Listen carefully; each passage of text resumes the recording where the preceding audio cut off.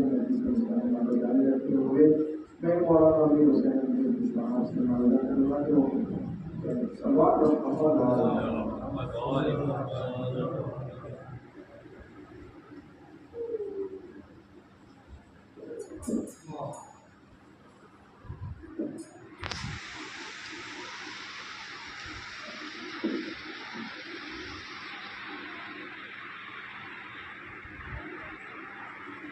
أعوذ بالله من الشيطان الرجيم بسم الله الرحمن الرحيم نادي لي النصر والشاعر تجد وعنا لك كل أمي وغمي سعيد جليل بعظمتك يا الله بنبوتك يا محمد بولایتك يا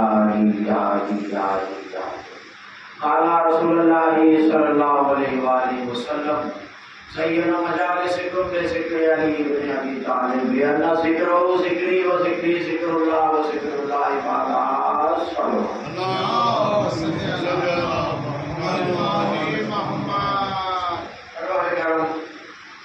رسول اکرم نے کہا کہ تم اپنے محافل کو مجالس کو زینت و علی کے ذکر سے صرف یہاں تک کہہ کر رکے نہیں بلکہ آگے کہا لأن ذکرہ ذکری علی کا ذکر میرا ذکر و ذکری ذکر اللہ اور میرا ذکر اللہ کا ذکر. اس کے بعد کہا کہ ذکر اللہ عبادت اور اللہ کا ذکر عبادت.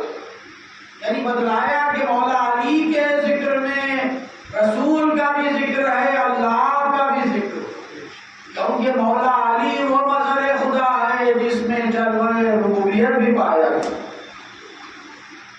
اور مولا علی نے عمل کر کر بتلایا کہ زندگی کیسے گزاری جائے اطاعت کر کر بتلایا رسول کی کہ کیسے اللہ اور اس کے نبی کی اطاعت کی جائے. اولی الامر منکم اس کے بعد خود مولا علی کی اطاعت کیسا کرنا ہے وہ بتلایا. اولی الامر کی اطاعت کیسا کرنا. مولا علی نے حکومت بھی کی ہے تو حکومت کی تاکہ دنیا حکومت کرنے کا طریقہ سیکھے.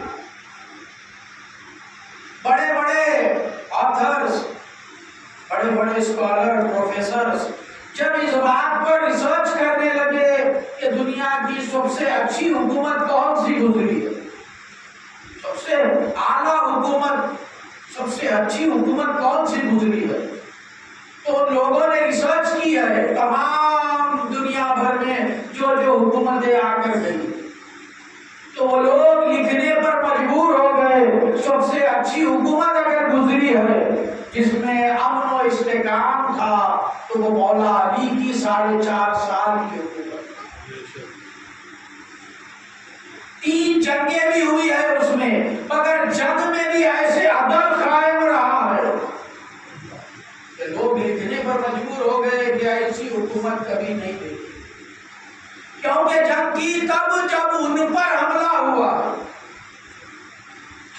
ہوا اور اس میں بھی ایسے قوانین کہ جو زخمی ہو تو اسے نہیں مارتے کوئی اپنی جان بچا کر بھاگ رہا ہے تو اسے نہیں مارتے اور ہمیشہ کہتے تھے کہ میں جنگوں کو پسند نہیں کرتا کیونکہ کہا کہ میں ان ماؤں سے شرمندہ نہیں ہونا چاہتا جو اپنے بیٹوں کا انتظار کریں گی دروازے کو دیکھتے ہوئے اور ان کا انتظار کبھی پورا نہیں ہوتا. یہ مولا علی کے جملے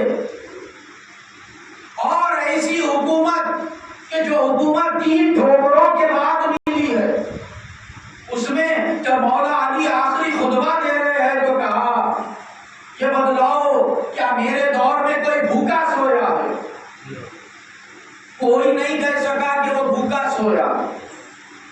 ایسی مولا علی کی حکومت یعنی جو رسول کی حدیث ہے کہ تم کھانے سے پہلے یہ دیکھو کہ پڑوسی بھوکا تو نہیں ہے تو مولا علی نے حکومت کی تو ایسے کہ خود کھانے سے پہلے دیکھتے تھے کہ جہاں جہاں حکومت ہے وہاں کوئی بھوکا تو نہیں. اور 3 وقت مولا علی کی حکومت جہاں جہاں بھی تھی ان کے وہ تمام شہروں میں کھانا پکتا تھا تاکہ لوگ آ کر مفت میں کھانا کھا کر جائیں.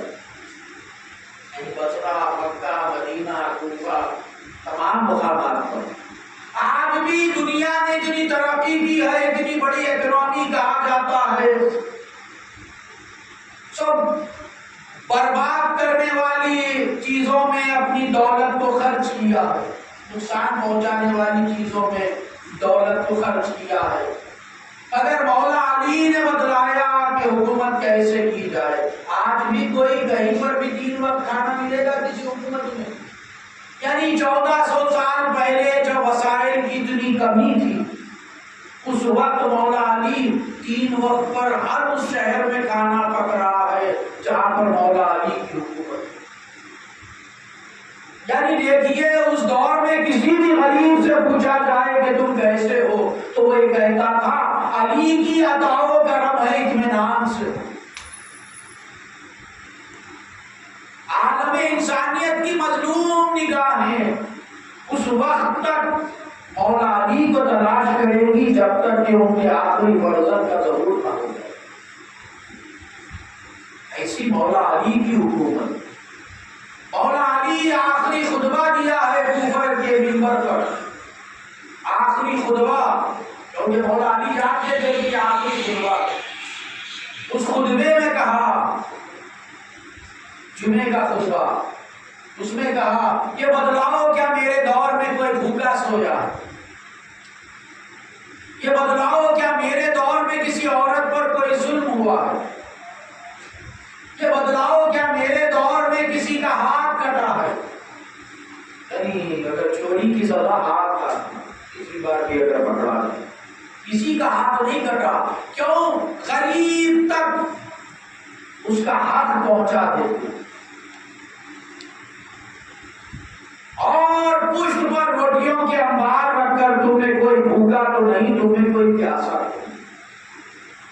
جہاں جہاں اپنے گورنروں کو بھیجتے تھے مولا علی، میں تفصیل نہیں پڑھ رہا ہوں، مختصر کر رہا ہوں، وہاں پر ان لوگوں کو جانے سے پہلے سمجھاتے تھے کہ حکومت کیسے کی جائے، کیسے لوگوں کا خیال رکھا جائے۔ 2 خط امام کے نہج الاسرار میں ملیں گے، ایک خط تو بڑا تفصیل سے جو مالک اشتر کو لکھا، اور اس خط میں کسی بھی حدیث اور آیت کا استعمال نہیں کیا مولا علی نے۔ کیوں؟ وہ خط صرف مسلمانوں کے لیے نہیں تھا، تمام لوگوں کے لیے تھا، ہر مذہب، اسی لیے آیت اور حدیث کا استعمال نہیں کیا اس خط میں، اور مالک اشتر کو لکھا تھا کہ حکومت کیسے کی جائے۔ اور ایک خط کا ایک جملہ سنانا چاہتا ہوں جو عثمان ابن حنیف کو لکھا تھا، بصرے کے گورنر تھے، انہیں خط لکھا تھا، انہوں نے پر ایک وقت انہیں ایک دولت مند آدمی نے، غریب نے ایک وقت پر دعوت پر بلایا تھا، ایک ہی وقت، تو انہوں نے دولت مند کی دعوت قبول کی، غریب کے پاس نہیں گئے۔ جب مولا علی کو معلوم ہوا تو مولا علی نے انہیں خط لکھا، تفصیلی خط ہے کہ یتیموں کا کیسے خیال رکھا جائے، تمام باتیں ہیں کہ لوگوں تک ان کا حق کیسے پہنچایا جائے۔ اس میں کا ایک جملہ بتلا کہ مولا علی اس میں لکھتے ہیں، اے عثمان ابن حنیف، تم نے غریب کی دعوت کا انکار کیا اور دولت مند کی دعوت پر چلے گئے۔ تم نے یہ سوچا ہوگا کہ دولت مند کے پاس لذیذ غذائیں ہو اور تمہیں طاقت ملے گی۔ یاد رکھو عثمان ابن حنیف، اللہ طاقت اور قدرت دیتا ہے تو لذیذ غذاؤں کی وجہ سے نہیں، تقوی کی بنا۔ یہ مولا علی کے جملے، اللہ قدرت اور طاقت دیتا ہے لذیذ غذاؤں کی وجہ سے نہیں، تقوی کی بنا۔ آج جو لوگ یہ سمجھتے ہیں کہ لذیذ غذاؤں کی وجہ سے طاقت آئے گی تو اس کا آخری میں نتیجہ کیا ہوتا ہے؟ بیٹھے ہوئے ہیں ڈائننگ ٹیبل پر، سب لوگ کھا رہے ہیں اور یہ جوس پی رہے ہیں، پانی لگا، کیوں؟ شوگر ہو گئی، بی پی ہو گیا، سب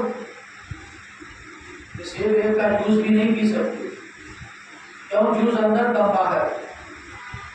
یعنی دیکھیے بتلایا کہ طاقت کیسے ملتی ہے، تو تقوی کی بنا پر اللہ قدرت بھی دیتا ہے، طاقت بھی دیتا ہے، تقوی کی بنا۔ مولا علی کی ایسے حکومت تھی، حکومت کر کر بتلایا کہ کیسے حکومت کی جائے، کیسے حکومت کی جائے۔ اور غریب وہ جو نہیں آ سکتے، یعنی عورتیں گھر کی عزت کی بات، وہاں پر جا کر ان تک ان کا حق پہنچاتے تھے، روٹیاں لے کر مشت پر، تم میں کوئی بھوکا تو نہیں، تم میں کوئی پیاسا تو نہیں۔ اگر بھی دیکھا گیا کہ رمضان میں اور کئی عام دنوں میں، لاک ڈاؤن میں تو بہت دیکھا گیا لوگ چاول دے رہے ہیں، اناج دے رہے ہیں، اگر فوٹواں ساتھ میں، فوٹواں ساتھ میں تو کس لیے دیا ہے؟ فیس بک اپلوڈ کرنے کے لیے یا پھر تقوی کی بنا پر؟ اسی لیے ایسے عمل ہونا چاہیے۔ مولا علی کی آواز آ رہی ہے، تم میں کوئی بھوکا تو نہیں، تم میں کوئی پیاسا تو نہیں۔